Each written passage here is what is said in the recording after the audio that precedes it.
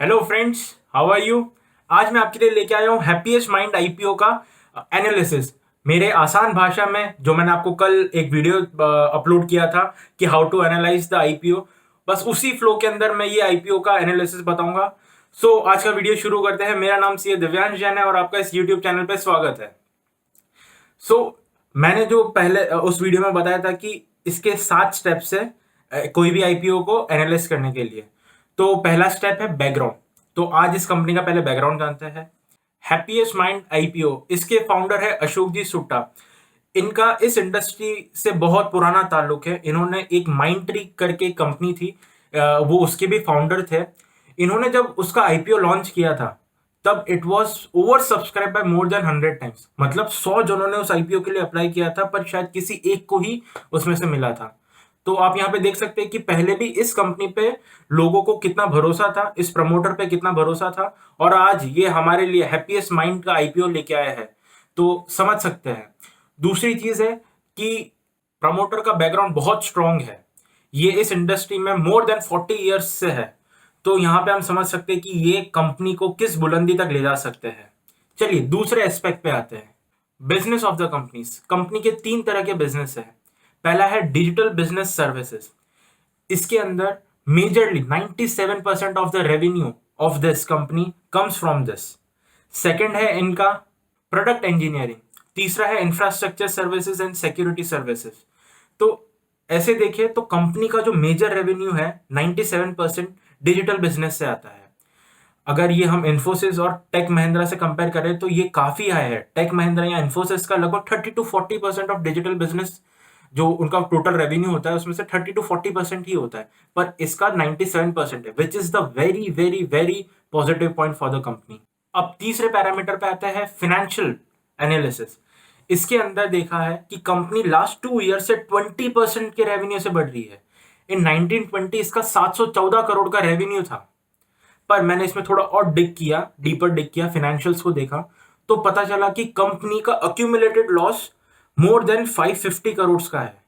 मतलब कंपनी अभी भी लॉस में चल रही है। पर मैंने इसका फर्स्ट क्वार्टर देखा तो इसका लगभग 187 करोड़ का रेवेन्यू हो गया था।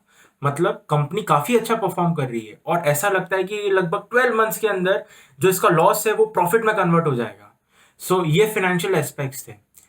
चौथा इंपॉर्टेंट पॉइंट है the purpose of the IPO.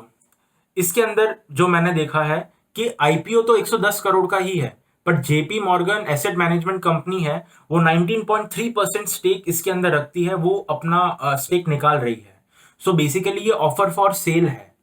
And इस ये इन्होंने वर्किंग कैपिटल के लिए ये कैपिटल रेज कर रहे हैं। This is the objective of the company. इसके बाद हम 5वें पॉइंट पे आते हैं, what are the positive aspects of the company. Company जिस तरह से ग्रो कर रही है, इसके ग्रोथ पैरामीटर्स बहुत अच्छे लग रहे हैं, पहली चीज।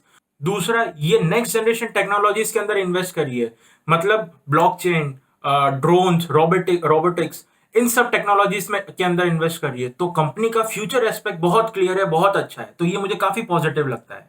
अब चलिए छठा पॉइंट, नेगेटिव एस्पेक्ट के बारे में जानते हैं। कंपनी का नेगेटिव एस्पेक्ट जो मुझे लगता है इसके कॉम्पिटिटर्स। आज जो इन्फोसिस है, टेक महिंद्रा है और टीसीएस है, ये इसके कॉम्पिटिटर्स है। ये भी अपना जो डिजिटल बिजनेस का रेवेन्यू है वो उसको बढ़ा रहे हैं। अगर इनका डिजिटल रेवेन्यू बिजनेस बढ़ेगा तो कहीं ना कहीं इस हैप्पीएस्ट माइंड का शेयर कम होता जाएगा। ये एक थोड़ा सा पॉइंट है, बट ठीक है, हर इंडस्ट्री में कट थ्रोट कॉम्पिटिशन होता ही है।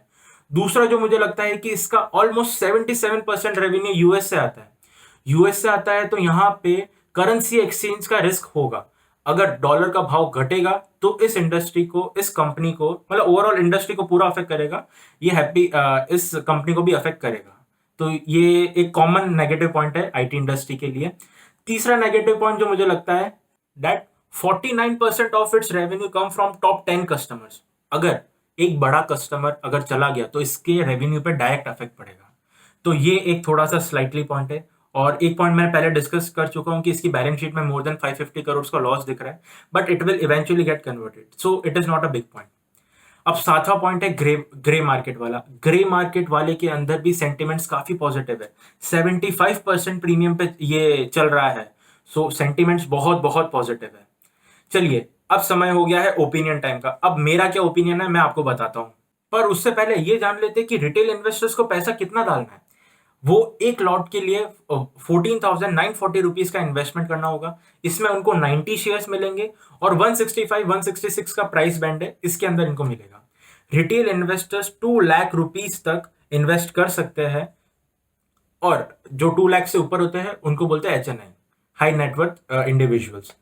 ओके, सो यहाँ पे हमें एक लॉट 14,940 के अंदर मिल सकता है।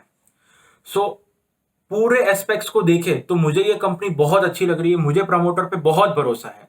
मैं पर्सनली इस आईपीओ के लिए डेफिनेटली अप्लाई करूंगा एंड जितना मुझे लगता है ये काफी ओवर सब्सक्राइब होने वाला है, काफी पॉजिटिव सेंटिमेंट्स है इसके लिए। सो देखते हैं क्या होता है इस मार्केट में, कितना मजा आएगा, कितना लिस्टिंग गेन होगा, वो समय आने पे ही पता चलेगा।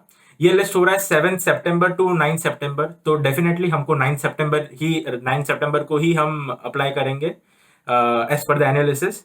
सो होप ये आपको वीडियो पसंद आया होगा, इन्फॉर्मेटिव होगा। अगर आपको मेरा एनालिसिस पसंद आया तो कमेंट करके जरूर बताइए, जिससे मैं नेक्स्ट आईपीओ में अगर कुछ इंप्रूव करना होगा तो मैं इंप्रूव कर पाऊं, वरना कुछ इसी बेस पे मैं नेक्स्ट आईपीओ के ऊपर रिसर्च कर पाऊं। So thank you, stay safe, stay happy, good bye.